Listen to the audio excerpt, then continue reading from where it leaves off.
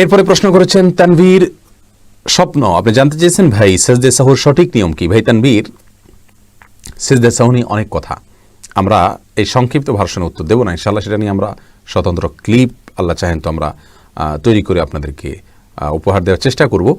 সেজদে সাহুর আমাদের দেশে ওলামা ইকরামের প্রচলিত যে পদ্ধতি, অর্থাৎ ডান দিকে সালাম ফিরিয়ে তারপরে দুইটা সেজদা দিয়ে উঠে আবার আত্মাহিয়াতুদ দুরূদ ইত্যাদি পড়ে পরপর সালাম ফিরানো। আর সৌদি আরবের স্কলারগণ আরেকটা পদ্ধতির কথা বলেন, সেটা হলো সালাম ফেরানো ছাড়া সরাসরি দুইটা সেজদা দিয়ে উঠে এরপরে সালাম ফিরাই দেওয়া আর দ্বিতীয়বার আত্মাহিয়াত না পড়া। এই দুইটার কোনোটাকেই সরাসরি ডিসকাস করার সুযোগ নেই। অনেক ওলামা ইকরাম বলেন ভুলের উপরে ডিপেন্ড করবে যে আপনি কোন পদ্ধতিতে সিজদা সাহু দিবেন, ভুলের ধরনের উপর নির্ভর করবে। কিছু কিছু ভুলে প্রথম পদ্ধতি, কিছু কিছু ভুলে দ্বিতীয় পদ্ধতি আপনি অবলম্বন করবেন।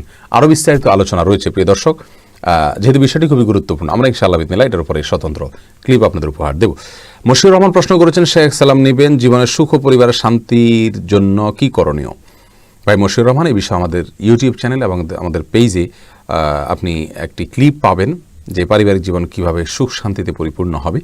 অনেকগুলো পরামর্শ সেখানে বলা আছে, তার ভিতরে প্রথম পরামর্শ হলো আপনি বিয়ের অনেক আগে থেকে সূরা ফুরকান আয়াত নম্বর 74 বেশি বেশি পড়বেন, রব্বানা হাব লানা মিন আজওয়াজিনা ওয়া যুররিয়াতিনা কুররাতা আয়ুন ওয়াজআলনা লিল মুত্তাকিনা ইমামা। অর্থাৎ আল্লাহ স্ত্রী সন্তান যা দিবেন আমাকে, এবং মেয়েরা পড়বেন স্বামী সন্তান যা দিবেন আমাকে, এই অর্থে এগুলো যেন আমাদের চোখ জুড়ায় এরকম হয় এবং তারা যেন মুত্তাকির ইমাম হতে পারে আমরা সবাই মিলে।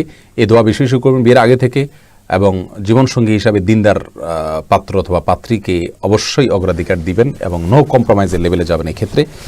আর তৃতীয়ত হলো আল্লাহর কাছে সাধারণভাবে দোয়া করতে থাকবেন যাতে সৎ এবং নেককার মুত্তাকি জীবনসঙ্গী হয়। চতুর্থত হলো আপনার দাম্পত্য জীবনের সুখ শান্তির জন্য বিয়ের সময় বিয়ের আগে যে সমস্ত অনাচার হয়ে থাকে এগুলো থেকে বেঁচে থাকবেন, কারণ হারামে আল্লাহ সুবহানাহু ওয়া তাআলা আরাম দেন না। সেগুলো থেকে তাকওয়ার সাথে সুন্নাহ পদ্ধতিতে বিয়ে করবেন, ইনশাআল্লাহ শান্তি আল্লাহ তাআলা দান করবেন। পঞ্চমত হলো বিয়ে করার পরে সর্বোচ্চ ধৈর্যের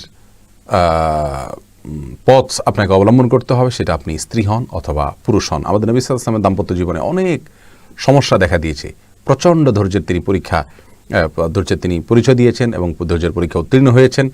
এর মাধ্যমে কিন্তু দাম্পত্য জীবন সুখ শান্তি হয়। আর অনেকগুলো পদ্ধতি সেখানে বাধ্যতামূলক আছে, আপনি ক্লিপটা দেখে নেবেন।